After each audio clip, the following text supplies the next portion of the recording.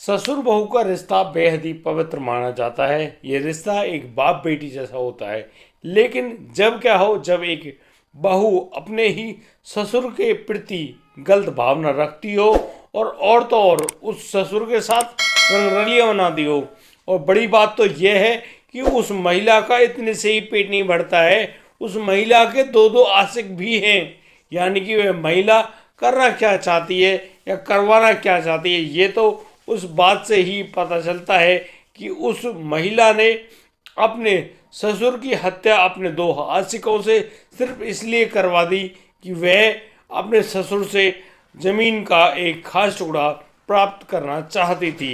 आखिर वह ऐसा क्यों करना चाहती थी, आखिर उसका पति कहाँ पर गया था, आइए जानते हैं पूरी घटना को, क्योंकि यह मामला तो काफ़ी ज़्यादा गंभीर है। और इस गंभीर मामले के दौरान एक व्यक्ति की हो जाती है हत्या। आखिर उस व्यक्ति की हत्या क्यों और किस प्रकार हुई, आइए नजर डालते हैं। नमस्कार, आदाब, सत श्री अकाल दोस्तों, स्वागत है आपका हमारे YouTube चैनल किस्से क्राइम। दोस्तों, वीडियो में आगे बढ़ने से पहले आपसे छोटी सी गुजारिश, हमारे चैनल को सब्सक्राइब अवश्य करें, साथ ही साथ नोटिफिकेशन बेल को दबाना बिल्कुल ना भूलें। दोस्तों, आज का मामला सामने आया है उत्तर प्रदेश के शाहजहांपुर से। दोस्तों, शाहजहांपुर में पुलिस ने राम सेवक मिश्रा की हत्या के बाद उनके इस पूरे मामले पर जब प्रकाश डाला तो बेहद ही चौंकाने वाली खबरें सामने आईं। दोस्तों, इन खबरों में बहुत सारे कयास लगाए जा रहे थे। आखिर राम सेवक की इतनी दर्दनाक हत्या कोई कैसे कर सकता है। यानी कि उनकी मृत्यु के बाद वहाँ पर साफ साफ पता चलता है कि राम सेवक की जो मौत हुई है वह एक कोई ज़बरदस्त लोहे के पाइप से उसके सर में मारा गया है।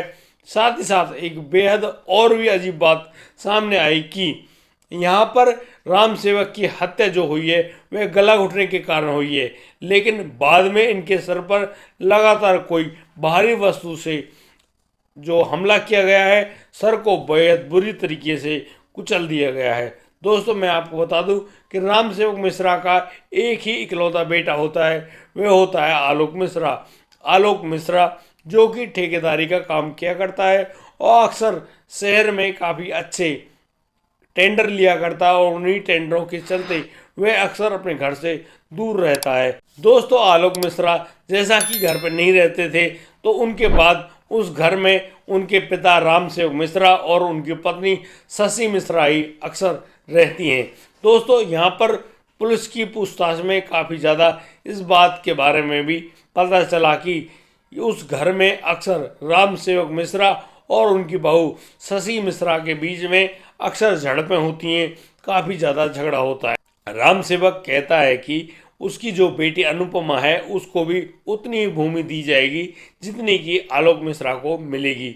यानी कि वह इस जमीन जायदाद में बराबर की हिस्सेदार है। इस बात पर अक्सर जो आलोक मिश्रा की पत्नी होती है शशि मिश्रा, वह बहुत ज़्यादा नाराज होती है और इसी नाराज़गी के चलते राम सेवक मिश्रा और जो उनकी बहू है यानी कि बेटे की बहू है शशि के बीच में बहुत सारे झगड़े होने लगते हैं।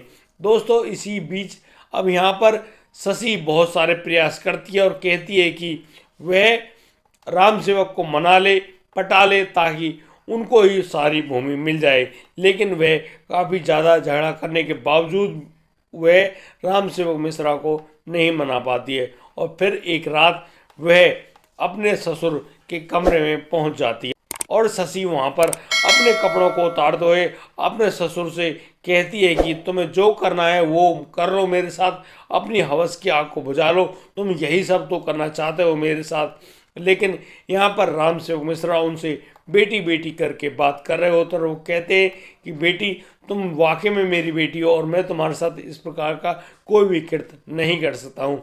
दरअसल वहाँ पर कुछ होना ही अलग था। शशि मिश्रा ने अपने आशिक सुबोध मिश्रा को बुला लिया था। सुबोध जो कि आलोक का मौसेरा भाई होता है।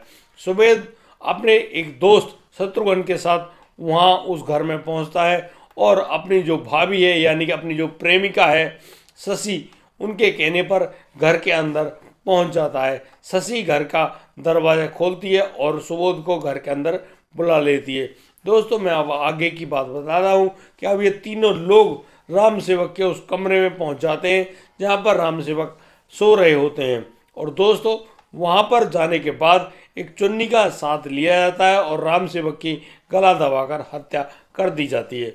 दोस्तों इस हत्या को सामान्य हत्या ना लगे किसी को, इसीलिए शत्रुघ्न जो अपने हाथ में लोहे की रॉड लिए होता है वह अब राम सेवक के सर में मारने शुरू कर देता है, जिसकी वजह से उनका चेहरा बहुत बुरी तरह से क्षतिग्रस्त हो जाता है। अब तीनों लोग मिलकर उनकी जो डेड बॉडी है उसको ले जाकर नहर के पास फेंक आते हैं। दरअसल पुलिस ने जब ये खुलासा किया तो इस खुलासे को ना तो आलोक मानता है ना ही मानती है शशि।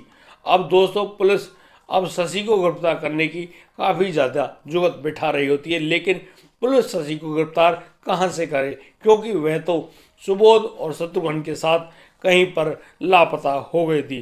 पुलिस लगातार उन दोनों के फोनों की सीडीआर रिपोर्ट निकालने में जुटी हुई होती है और जैसे पुलिस के हाथ में यह रिपोर्ट मिलती है तो मैं आपको बता दूं कि शशि की लोकेशन मिलती है कासगंज उत्तर प्रदेश में। पुलिस तुरंत वहां पर संज्ञान लेती है और कासगंज पहुंच जाती है। और दोस्तों यहाँ कासगंज में मौजूद एक होटल होता है और उस होटल के कमरे से सुबोध मिश्रा और उसकी प्रेमिका शशि मिश्रा को गिरफ्तार कर लिया जाता है। जी हाँ दोस्तों, यह वही शशि मिश्रा होती है जिसने अपने ससुर के साथ यह गलत कार्य किया। उनको पहले तो अपने साथ गलत काम करने के आरोप में फंसाना चाहा, जब वह इस मंसूबे में पास नहीं हो पाई तो उसने अपने ससुर की अपने प्रेमी द्वारा हत्या करवा दी। दोस्तों वह भी ज़मीन के उस मामूली से टुकड़े के लिए, क्योंकि यहाँ पर शशि मिश्रा की नज़र लगातार उन राम सेवक की हिस्से में जो आने वाली ज़मीन है उस पर टिकी रहती थी। दोस्तों इस प्रकार का लालच किसी के लिए भी ठीक नहीं होता, यानी कि एक व्यक्ति छोटा सा लालच अपने दिमाग में पाल लेता है और फिर उसी लालच को पाने में बहुत सारी ऐसी कोशिशें करता है जिनमें वह अक्सर कामयाब भी हो जाता है, लेकिन उन कोशिशों का जो अर्थ होता है यानी कि मतलब होता है वह होता है किसी न किसी व्यक्ति को अपनी जान से हाथ धोना पड़ जाए। दोस्तों इस प्रकार से व्यक्ति दूसरों की हत्याएं करके या फिर उनको गलत मामलों में फंसाकर अब सिर्फ अपना उल्लू सीधा करना चाहता है, जो कि बेहद ही गलत और घिनौना कार्य है।